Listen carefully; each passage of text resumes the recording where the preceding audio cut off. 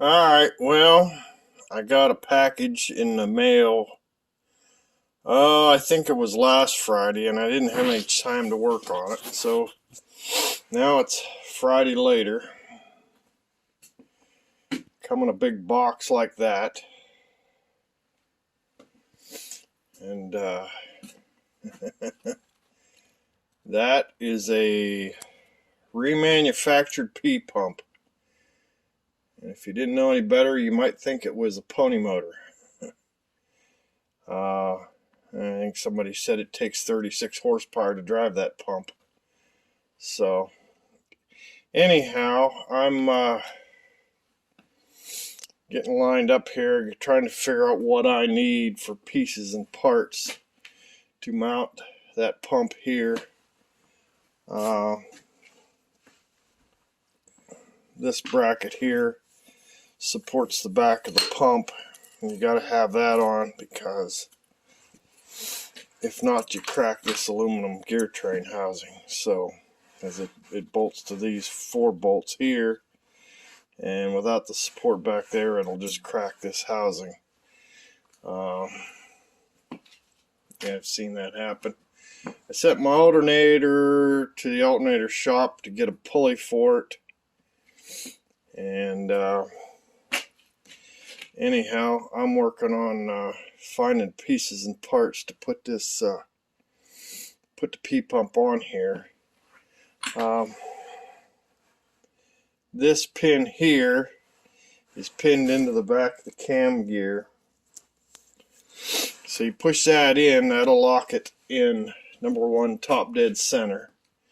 And it's pretty tight too, there's not much backlash in it. And then this here, there's another flag in here and that you put this little plastic piece into. Can't get it out of there now. But this pump then is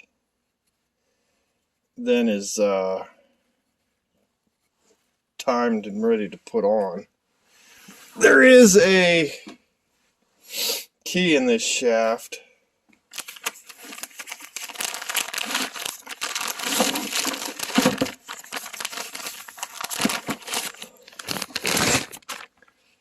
But there is no keyway in the timing gear. And the idea is this needs to be dry and free of oil.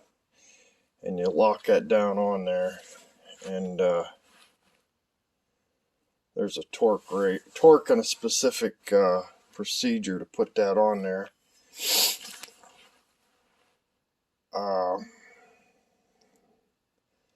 Supposedly the guy at the pump shop, this thing was originally timed, I believe,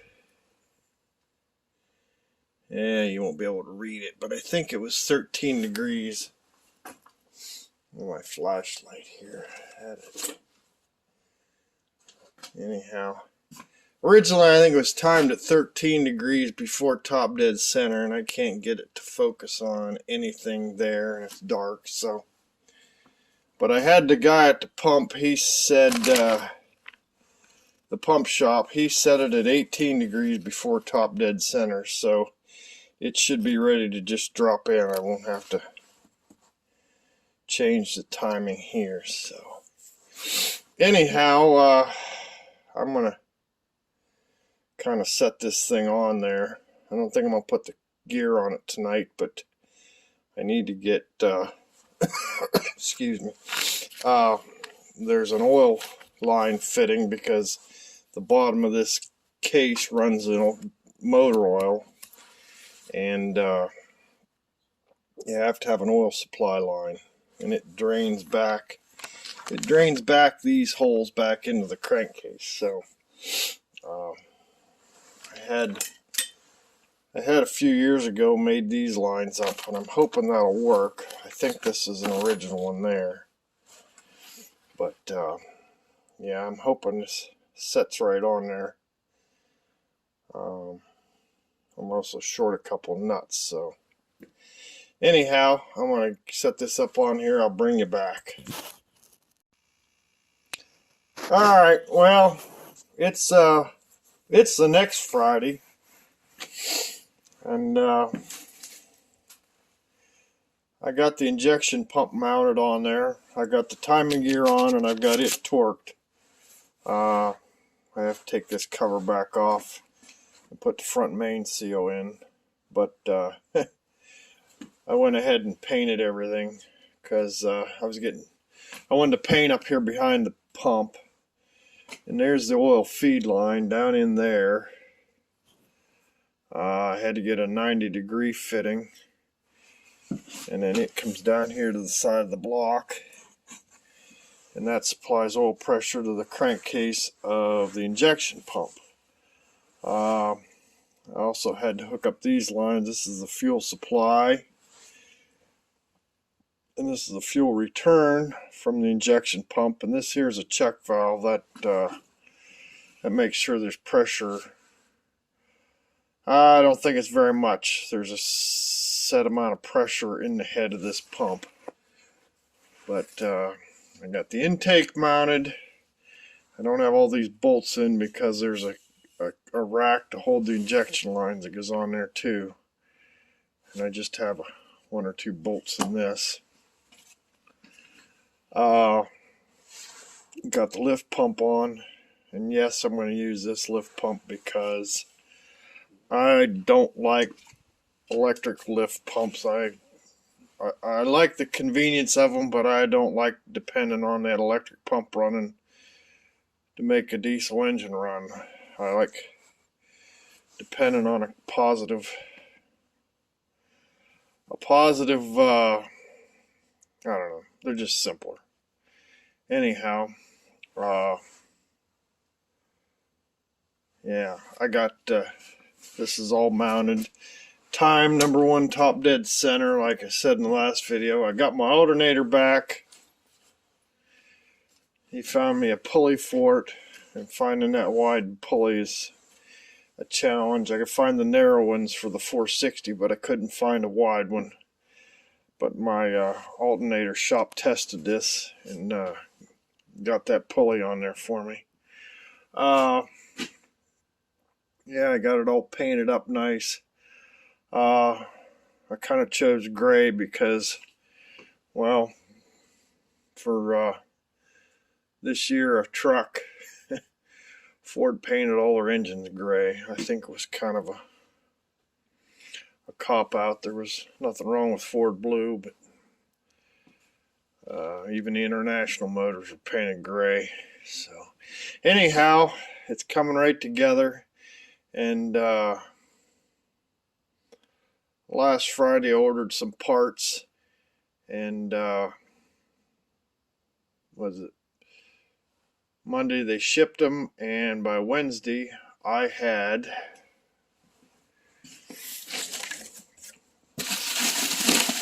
my clutch,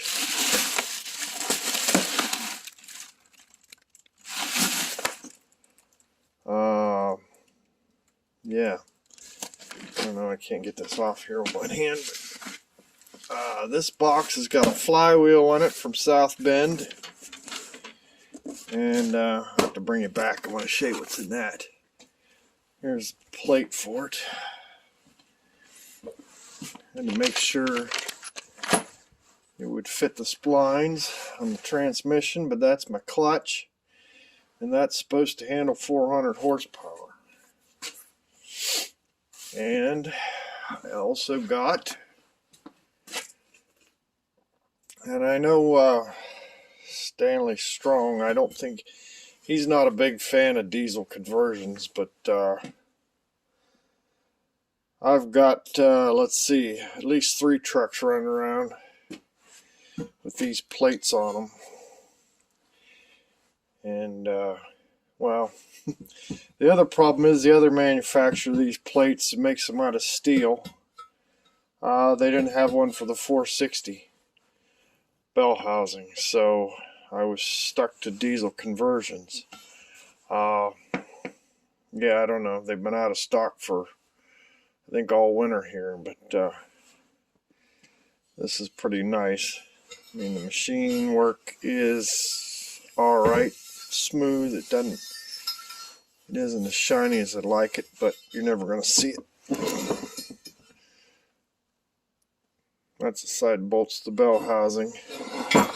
And this takes a 6-liter Ford starter. So anyhow, yeah, coming right together here. Let me I'll bring it right back. Alright, well, that's the flywheel, and I think that's a standard Dodge flywheel. It comes with all the bolts. Grade, what are they? They're 12.9 grade bolts. And there's something, I think it's a standard Dodge flywheel, but there's a different size pilot bearing in there because of the Ford pilot bearing size. And this is the clutch. And it's a 13-inch clutch.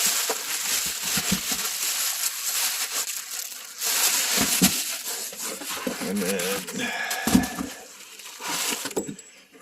these are the motor mounts.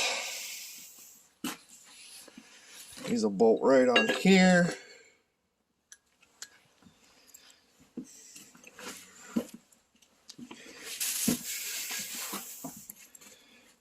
And they sit in that hole on the Ford truck frame. And the other two old body style trucks we've done, they seem to be holding up. I've heard some stories of the Dodge style ones not holding up, but this is all heavy, welded, nice welds. I don't think the other sets had them bolt holes there, so it's interesting. They may drop the motor down lower. One side's shorter than the other one. And they send bolts for that too, so anyhow, I'm hoping to get this thing going maybe this weekend and get it buttoned up here. I got to get the injection lines and the injectors in it. So, but before I do that, I want to run the rack, adjust the valves, and I want to get some oil in it, get it turning over, get everything full of oil before I put the injectors in, and I can't turn it no more. So anyhow, that's where we're at. It's starting to come together. I'm excited. I want to be able to get it in the truck and be able to drive the truck before I can't afford diesel fuel. And yeah.